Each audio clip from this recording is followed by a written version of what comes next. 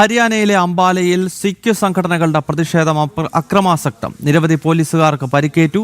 ഖാലിസ്ഥാൻ വിരുദ്ധ സംഘടനയുടെ നേതാവ് ഗുർസിമ്രാൻ സിംഗ് മാനെതിരെ കേസെടുക്കണമെന്നാവശ്യപ്പെട്ടാണ് പ്രതിഷേധം.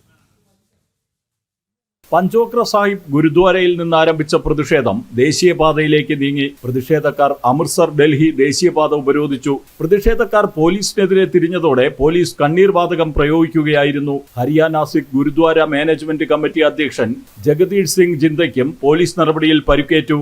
ഓഗസ്റ്റ് 7-ന് ഗുരുദ്വാരയിൽ നടന്ന സംഭവമാണ് പ്രതിഷേധത്തിന് കാരണം.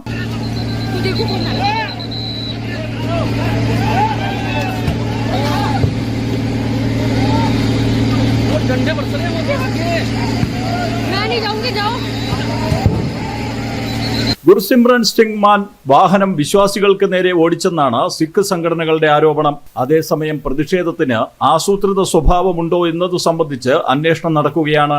ഖാലിസ്ഥാൻവാദ സംഘടനകൾ വിഷയത്തിൽ മുതലെടുപ്പിന് ഇറങ്ങുമോ എന്ന ആശങ്ക ഉയർന്ന സാഹചര്യത്തിലാണ് പോലീസ് അന്വേഷണം. ജനം, ഡൽഹി.